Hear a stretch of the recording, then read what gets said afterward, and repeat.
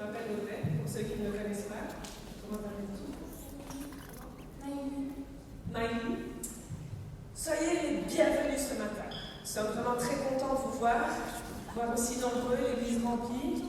Vous qui venez de temps en temps, vous qui venez tous les dimanches. Pour vous, c'est peut-être la première fois que vous venez, sentez-vous vraiment à l'aise. Vous êtes chez vous, sentez-vous bien, accueillis avec amour. On est vraiment très heureux de vous voir ce matin.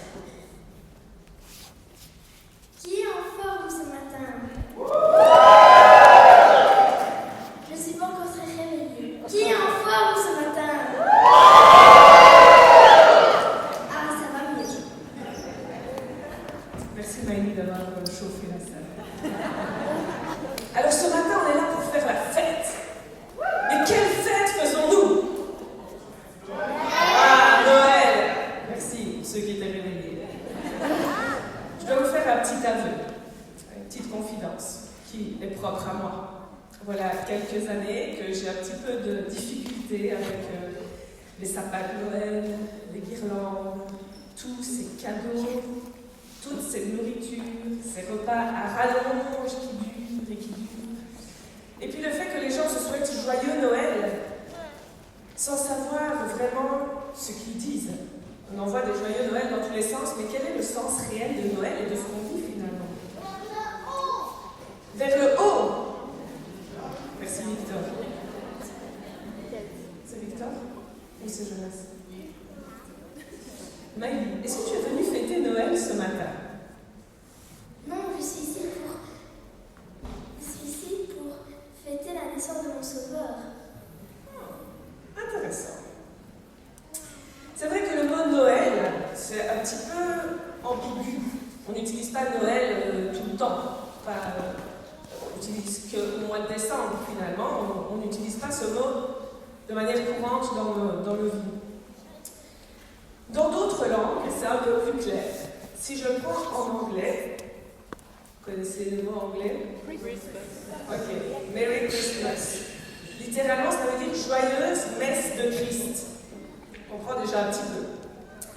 Si je le prends en allemand, il y a des Allemands dans la salle? Non? On va pas... Je vais essayer de bien le dire. Weihnacht, la nuit sacrée.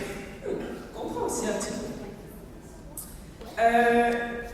Carole, en espagnol? Feliz Navidad. Ok, Feliz Navidad. Joyeuse nativité. En italien?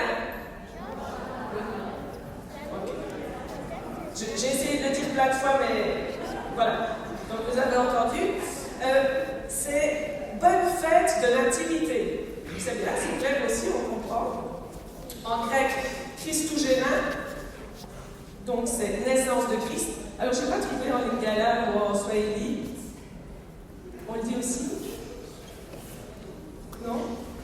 Non? On ne dit pas joyeux Noël? C'est pour ça que je n'ai pas trouvé. En créole peut-être, Fritz? Ah, joyeux Noël, voilà, c'est ça. On enlève les lettres qu'on ne veut pas. Pas de X, pas de... Ok. Donc là, c'est plus clair. Dans ce langue-là, c'est plus clair. Et donc, je me dis, Noël, d'où est-ce que ça vient finalement? Alors, j'ai lu quelques articles, il y en a qui étaient vraiment chouettes, je ne vais pas vous lire tout, mais je prends un petit exemple. Donc, ils disent, il y a plusieurs hypothèses après de savoir d'où vient le mot Noël, et puis là, ils disaient que ça vient du latin dies natalis. Donc, c'est, pas dire de bêtises, jour de naissance. Donc, c'est ce que les gens se souhaitaient, les chrétiens se souhaitaient pour fêter la naissance de Jésus. Et puis, vers 1120, dies natalis s'est transformé en Naël, N-A-E-L. Et donc là, c'est le Na de natalis, de naissance, et puis le L de Dieu. Et donc, Naël, après ça s'est transformé en Noël. Et donc, Naël, c'est la naissance de Dieu. Dieu est venu sur terre.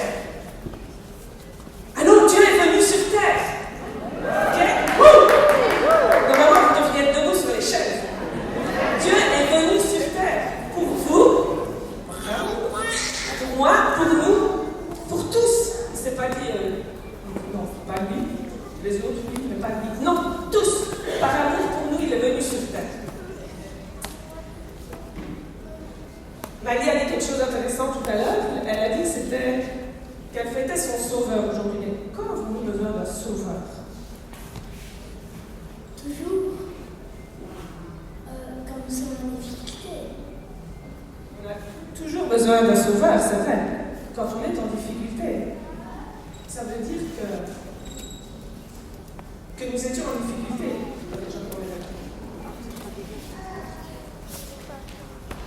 Mais j'ai sauté une partie. Non, je ne comprends pas.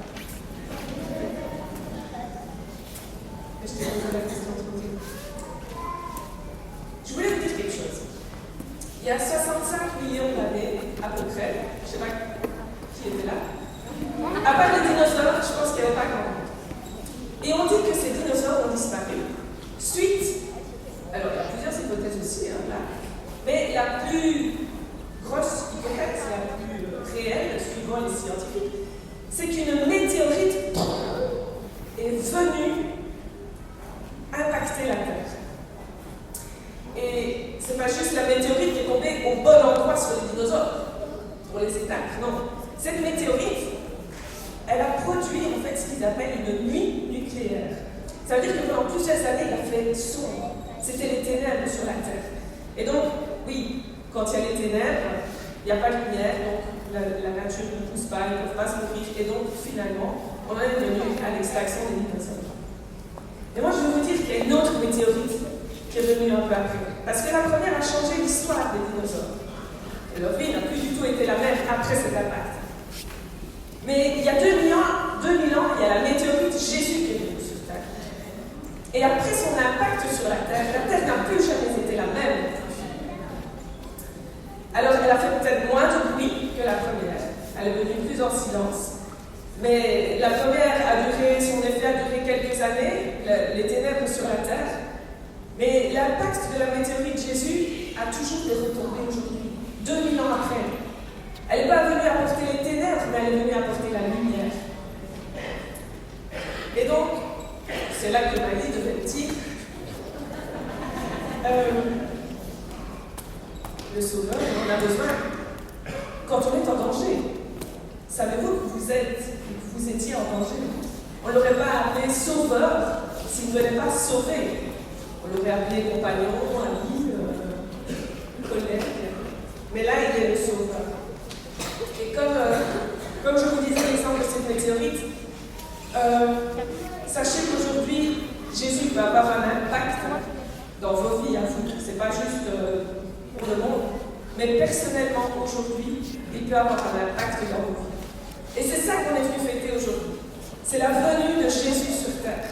C'est l'impact de Jésus dans nos vies, ce qu'il nous apporte. Alors, nous prions qui impacte nos vies. Donc, c'est parti!